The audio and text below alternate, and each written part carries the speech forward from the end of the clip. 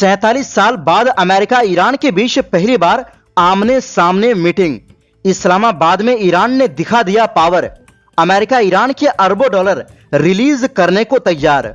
उधर Benjamin Netanyahu का गिदर भभकी, Iran के खिलाफ जंग अभी खत्म नहीं। इस बीच पाकिस्तान ने अचानक सऊदी अरब में फाइटर जेट भेजकर हालात को और गर्म कर दिया। और इराक से भी बड़ी खबर, अमेरिका को झटका, कुर्दिश नेता निजार अमीदी चुने गए राष्ट्रपति। नई सत्ता का झुकाव ईरान की तरफ। तो बिना समय गंवाए बात करते हैं खबरों की। दोस्तों, इस्लामाबाद में ईरान और अमेरिका के बीच सीधी बातचीत शुरू हो गई और इसमें पाकिस्तान मध्यस्थ की भूमिका निभा रहा है। रिपोर्ट के मुताबिक ये तीनों देशों के बीच आमने सामने की मीटिंग है, जिसमें अमेरिकी पक्ष से उपराष्ट्रपति जेडी वेंस, साथ में स्टीव विटकॉफ और जेरेड कुशनर मौजूद है। वहीं ईरान की तरफ से संसद अध्यक्ष मोहम्मद बागेर गालिबाफ और विदेश मंत्री अब्बास अरागची शामिल है। पाकिस्तान की तरफ से सेना प्रमुख असीम मुनीर भी इस बैठक में मौजूद है। बताया जा रहा है कि ईरान की आर्थिक, सैन्य और कानूनी टीम भी बातचीत में शामिल हो गई है, जिससे साफ है कि ये बातचीत काफी गंभीर स्तर पर हो रही है। खबर यह भी है कि बातचीत शुरू होने से पहले एक बड़ी शर्त पूरी हुई, यानी बेरूत पर इजरायली हमलों में कमी आई, जिसके बाद ही ईरान ने बातचीत के लिए हरी झंडी दी। सूत्रों के मुताबिक बातचीत में कुछ प्रगति भी हुई और अमेरिका ने ईरान के फ्रीज किए हुए कुछ पैसे रिलीज करने पर सहमति जताई है। मतलब ये ईरान के लिए बड़ी कामयाबी है, क्योंकि टेबल पर भी ईरान ने अमेरिका को अपना शर्त मानने पर मजबूर कर दिया। क्योंकि जो फ्रीज किया हुआ पैसा है वो किसी के बाप का नहीं बल्कि ईरान का है। यानी अमेरिका ने जिस ईरानी संपत्ति पर प्रतिबंध लगा दिया था वो रिलीज हो जाएंगे, जिससे ईरान को आर्थिक तौर पर काफी फायदा होगा। दोस्तों, आपको बता दें कि अमेरिका ने ईरान के वैश्विक स्तर पर 100 से 120 बिलियन डॉलर फ्रीज कर रखे हैं और ये एक बहुत बड़ी रकम है। अब देखना यह है कि अमेरिका अपने वादे में खड़ा उतरता है कि नहीं। लेकिन सबसे बड़ा मुद्दा अभी भी स्ट्रेट ऑफ हॉर्मुज बना हुआ है। ईरान चाहता है कि इस पर उसका कंट्रोल बना रहे और गुजरने वाले जहाजों से टैक्स लिया जाए, यानी टोल लिया जाए, जबकि अमेरिका इस पर पूरी तरह सहमत नहीं है। बताया जा रहा है कि अमेरिकी पक्ष की कुछ ज्यादा मांगों की वजह से बातचीत में रुकावट भी आई है।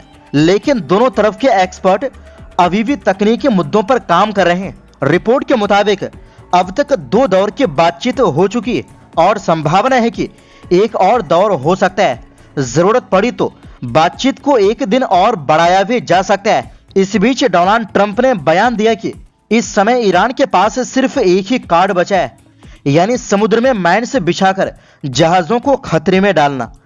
वहीं यूनाइटेड नेशन के महासचिव ने भी दोनों देशों से अपील की है कि इस मौके का फायदा उठाकर स्थायी शांति की तरफ बढ़ें। दोस्तों, 47 साल पहले यानी 1979 में ईरान की इस्लामिक क्रांति के बाद ये पहली बार था जब दोनों देश के नेताओं ने इतने बड़े स्तर पर आमने सामने बातचीत की। इससे पहले ईरान ने कहा था कि अगर इस्लामाबाद में चल रही बातचीत किसी नतीजे पर नहीं पहुंची तो सिर्फ इजरायल को दोष नहीं दिया जा सकता। इजरायल और अमेरिका के फैसले जुड़े हैं, इसलिए वार्ता फेल होने पर जिम्मेदारी अमेरिका पर होगी। ईरान ने साफ कह दिया, समझौता तभी संभव है जब बातचीत में इजरायल के बजाय अमेरिकी वार्ताकार अपने देश को प्राथमिकता दें। लेकिन दोस्तों, इसी बीच नेतन्याहू ने खिसियानी बिल्ली खंबा नोचे जैसी हरकत की है। दरअसल जब इस्लामाबाद में अमेरिका ईरान के बीच बातचीत हो रही थी तब अचानक नेतन्याहू एक्स के जरिए बयान जारी किया। बेंजामिन नेतन्याहू ने कसम खाई है कि इजरायल ईरान और उसके सहयोगियों के खिलाफ लड़ाई जारी रखेगा। उन्होंने एक पोस्ट में रजब तैयब एर्दोगान की भी आलोचना की।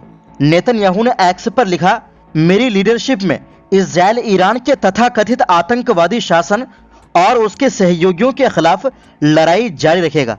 उन्होंने आगे एर्दोगान पर आरोप लगाया कि वो ईरान का साथ दे रहे हैं और कुर्द नागरिकों के नरसंहार के जिम्मेदार हैं, यानी खुद इंटरनेशनल क्रिमिनल कोर्ट द्वारा अपराधी घोषित है और नेतन्याहू के खिलाफ गिरफ्तारी वारंट जारी है। लेकिन ये दूसरे को आतंकवादी कहते हैं। नेतन्याहू ने वादा किया कि ईरान के खिलाफ इस्राइल का सैन्य अभियान अभी खत्म नहीं हुआ है। भले ही इस्राइल ने पहले ही ऐतिहासिक उपलब्धियां हासिल कर ली है, उन्होंने कहा हमने उन्हें हरा दिया है, लेकिन अभी हमें और भी बहुत कुछ करना बाकी है। फिलहाल बात करते हैं अगली खबर की। दोस्तों, पाकिस्तान ने सऊदी अरब की मदद के लिए अपने फाइटर जेट्स और कुछ सैन्य बल वहां भेजे हैं। सऊदी रक्षा मंत्रालय ने बताया कि ये विमान किंग अब्दुल अजीज एयरबेस पर पहुंच चुके हैं। ये कदम दोनों देशों के बीच हुए रक्षा समझौते के तहत उठाया गया है। इसका मकसद सऊदी अरब की सुरक्षा मजबूत करना और इलाके में शांति बनाए रखना है। असल में हाल ही में ईरान के हमलों में सऊदी अरब के कुछ बड़े तेल और ऊर्जा ठिकानों को नुकसान पहुंचा था और एक व्यक्ति की मौत भी हुई थी। इसके बाद सुरक्षा को लेकर चिंता बढ़ गई थी। पाकिस्तान ने साफ कहा है कि उसकी सेना हमला करने के लिए नहीं गई है, बल्कि सऊदी अरब की सुरक्षा में मदद करने और उसे भरोसा देने के लिए भेजी गई है, ताकि हालात और खराब ना हो। और इसी बीच दोस्तों, ईरान के एक वरिष्ठ सैन्य अधिकारी ने उस खबर को खारिज कर दिया है जिसमें कहा जा रहा था कि अमेरिकी जहाज स्ट्रेट ऑफ हॉर्मुज को पार कर चुके हैं। ईरानी सरकारी टीवी के मुताबिक ऐसा कुछ नहीं हुआ है। साथ ही ईरान ने साफ चेतावनी दी है कि अगर कोई भी अमेरिकी सैन्य जहाज इस रास्ते को पार करने की कोशिश करेगा तो 30 मिनट के अंदर उस पर हमला किया जा सकता है। और साथ में ये भी कहा उन्होंने एक अमेरिकी विध्वंसक जहाज को खदेड़ दिया। दूसरी तरफ अमेरिकी मीडिया की रिपोर्ट में दावा किया गया कि अमेरिकी नेवी के कई जहाज युद्ध शुरू होने के बाद पहली बार इस अहम समुद्री रास्ते से गुजरे हैं। एक अमेरिकी अधिकारी ने भी इस बात की पुष्टि की और बताया कि ये कदम ईरान के साथ किसी तालमेल के बिना उठाया गया। और वहीं दूसरी ओर दोस्तों, इराक की संसद ने शनिवार को कुर्द नेता निजार अमीदी को देश का नया राष्ट्रपति चुन लिया। ये फैसला आम चुनाव के करीब 5 महीने बाद लिया गया, क्योंकि चुनाव में किसी भी पार्टी को साफ बहुमत नहीं मिला था और सरकार बनाने में देरी हो रही थी। अमीदी का राष्ट्रपति बनना अमेरिका के लिए राजनीतिक झटका माना जा रहा है, क्योंकि वो patriotic union of Kurdistan PUK से आते हैं, जिसे आमतौर पर ईरान के करीब माना जाता है, जबकि उनकी प्रतिद्वंदी पार्टी KDP को अमेरिका के करीब माना जाता है। अमीदी ने मौजूदा विदेश मंत्री फुआद हुसैन को हराया, जिन्हें KDP का समर्थन था।